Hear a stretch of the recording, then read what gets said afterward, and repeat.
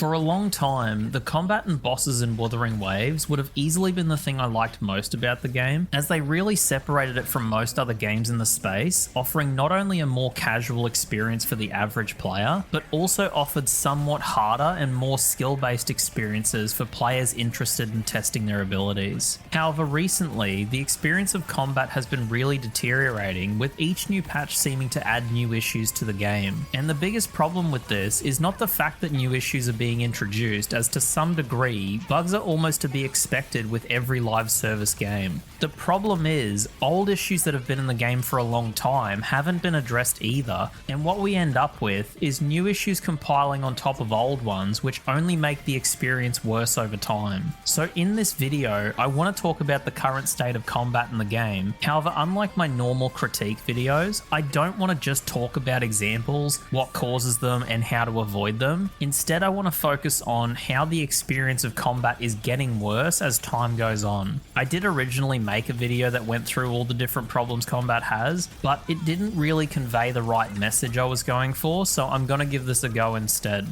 In regards to endgame activities in the game, Tower of Adversity and Wuthering Waves do have certain issues that will affect the player's performance, with Wuthering Waves being much more annoying, as there's many different things that can affect your ability to clear the waves of enemies, such as your ping or performance issues. However, for the most part, actual issues that combat might have don't tend to affect their experience that much, as these two modes are mostly just about killing the enemies as quickly as possible instead of dodging and dealing with their attacks. So overall, even though I want to see the issues in these modes get addressed so that they become better to play, for the most part, they don't tend to feel that bad to challenge right now. This, however, is not really the case for things like the holograms, mini world bosses, and harder events that do focus on needing to deal with an enemy's attacks. Now, issues in this regard is something that to a certain extent has always been in the game, as combat bugs and irregularities have been in Wuthering Waves since its release. And this isn't necessarily a problem on its own, but with each patch the game gets, more issues can be introduced that compile on top of old ones, making it harder to manage all the problems related to combat.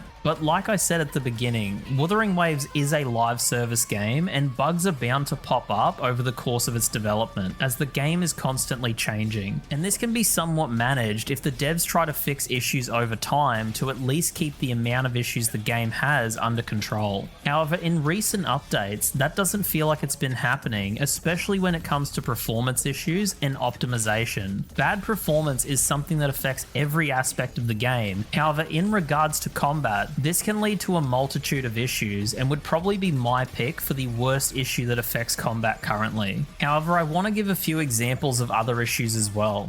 This includes things like attack hitboxes being absurdly large compared to their animation. Why you bully me? Attacks that have the damage linger for a short period of time after the attack. Bruh. Attacks that hit before or after the attack's animation. Camera and lock-on issues, such as the ability to track a target and keep them on screen, as well as maintaining distance throughout the fight. Parryable attacks that deal damage before they're parryable. Some characters can have their own abilities not work correctly, or at least not how you would expect them to, with some good examples being Augusta's regular liberation can sometimes move herself out of range and miss the final part of the attack, or how Zani's block counter ability doesn't actually give iframes like a dodge counter, so the damage of an attack that hits during the block counter will be 0, but the debuffs from the attack will still land. Some characters can have animation locks on certain abilities in their kit, which can prevent you from being able to dodge away from incoming attacks. Now, I would bring up Augusta again, as her regular liberation ability has an extremely long cast time, which also prevents you from dodging for its entire duration. However, a better example in my opinion is Chun-Li, as her enhanced basic attack can replace her dodge counter, but doesn't give her iframes like a regular dodge counter would because it's not considered to be one. But when it's used in this scenario, it will also have a short animation lock that prevents you from dodging out of it, which normally it doesn't have. And the last example I want to give is bad ping or performance stopping combat from flowing correctly, whether that be when clearing multiple waves of enemies, building concerto from attacks to perform your rotation, or enemies that have already taken lethal damage remaining on the field because the server hasn't responded yet. Now, there are a lot more issues than this currently in the game, especially when it comes to enemy-specific issues. However, the main point I'd want to make here is a few issues on their own isn't too bad and doesn't really affect the experience combat gives to the player. However, it's gotten to a point where there's so many different problems that can compile on top of one another that the harder fights especially have evolved into something that can better be described as a cheaper difficulty rather than challenging. This is really disappointing, as I consider myself to be a pretty average player who mostly likes learning to play different characters and fighting bosses, which was a major reason I had so much love for Wuthering Waves, as the harder fights especially really did make the game feel special. However, now it's just not the same experience anymore, as there's so much less accomplishment when the way you achieve victory isn't through getting more skillful to deal with harder or more complex movesets, and is instead through learning how to avoid or deal with the problems an enemy or character has. However, it's not like Kuro doesn't understand or doesn't know how to do good combat experiences, as there are a fair few examples of both characters and bosses they've done really well. For some examples, the Crownless, Fleur-de-Lis, and Dragon of Dirge holograms are all really good fights with minor issues, and characters like Cardathea, Carlotta, Phoebe, Chisha, and Dan Jin are characters who all play insanely well and have very few issues to deal with. Now, just so everyone knows what I mean by Dungeon plays insanely well, I'm obviously not talking about survivability, as taking hits typically isn't the best idea when you have next to no health. This video though is talking about issues that exist in the game, which Dungeon has very few of. She doesn't have any animation locks in her kit, her liberation gives iframes for the full duration of the ability, she has one of the best dodge counters in the game, which not only gives loads of iframes but also acts as a gap closer, and her hardest hitting combo gives iframes for the first half, which means you can use it to dodge attacks while dishing out damage at the same time. That's what I mean when I say she plays well, as she doesn't have a lot of abilities that you need to be careful with when using. However, I want to point to another example that Kuro did phenomenally well when designing and implementing into their game, and that is the most recent Punishing Grey Raven Devil May Cry collab. They not only did a fantastic job implementing both Dante and Virgil's movesets into PGR,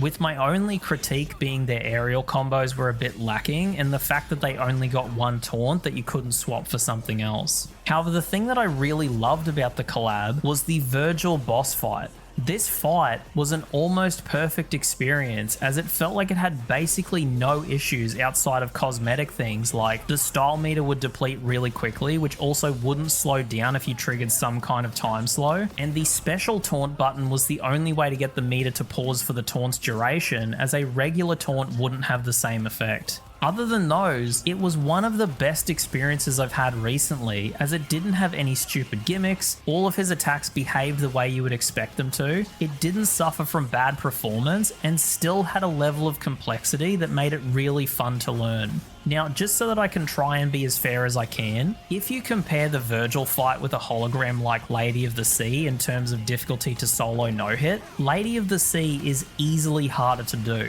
However, that's mostly due to the amount of artificial difficulty in that fight caused by some of the combat issues we've talked about. However, my point is, Virgil wasn't necessarily difficult, but he had fast attacks, a bit of complexity, had a few different requirements to meet if you felt like challenging yourself for a better score, but ultimately it felt really fair and fun to fight. However, even when it comes to just regular combat, PGR is also a much better general experience as well, as it's very well optimized. The camera is a night and day difference from Wuthering Waves, as it actually does a good job at keeping the enemy on screen and maintaining good distance throughout combat. However, the biggest feature with the camera is even when locked on, it doesn't stop you from adjusting the camera yourself if you want to. This is something I've been asking for in almost every WuWa survey, as not being able to at least pan the camera left and right while you're locked onto an enemy is incredibly shit to deal with, especially when you want to target a specific enemy, but there are multiple targets you're trying to keep track of.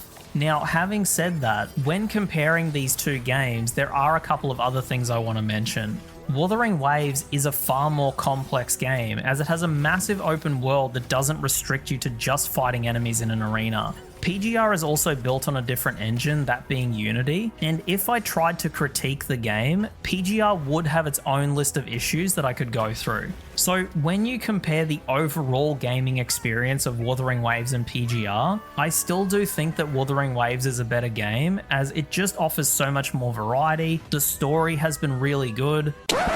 Yep, that's me. You're probably wondering how I... The characters have been great. I like your shoes. Thanks. I like your dress. It's because they've got these incredible boobs to fill it out. Enough. The exploration and open world is really good, and the events have been a bit hit and miss, but overall I quite like most of the events the game has had too. God fucking...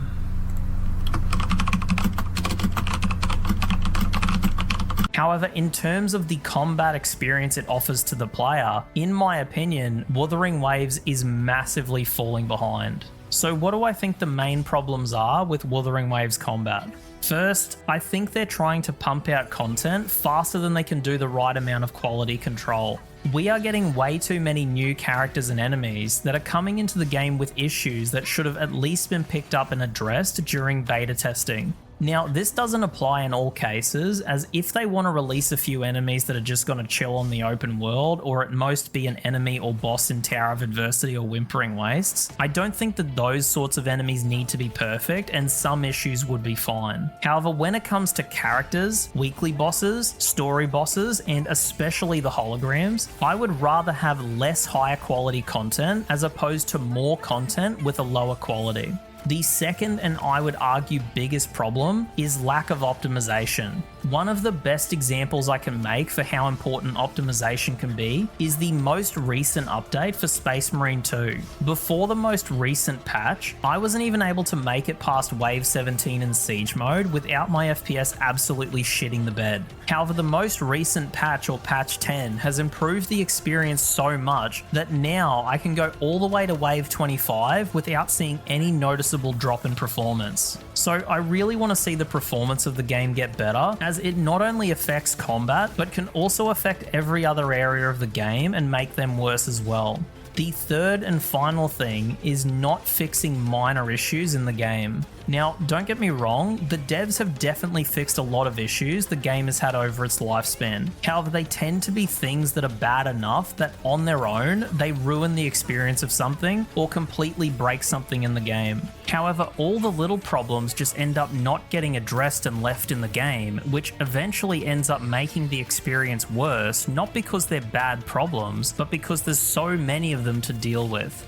So with that being said, that's pretty much everything I wanted to talk about. But I really do hope that at some point, Wuthering Waves focuses more on the gameplay experience rather than just pushing out new content. Because don't get me wrong, I still do love both of Kuro's games, like I've been playing Wuthering Waves since its release, and PGR I did quit at launch, but that was mostly because I hated the emulator's controls, but I eventually picked the game back up on mobile around the Chrome Glory or Wanshi patch, whichever one came first, and I've been playing it ever since. However, I remember when the DMC collab was announced, I was a bit disappointed that Wuthering Waves didn't get it, as I would have loved running around the open world with Dante and Virgil. But after getting to play the collab myself, I'm really happy that PGR was the one that did it, as I'm pretty convinced that Wuthering Waves wouldn't have been able to get anywhere close to delivering the experience that PGR did. So I really hope that Wuthering Waves can eventually get to that point where it can deliver a similar experience, especially with the upcoming Cyberpunk collab. However, at the moment, it just needs a bit of work to get it to that state, and I don't think the devs are currently prioritizing putting that work in.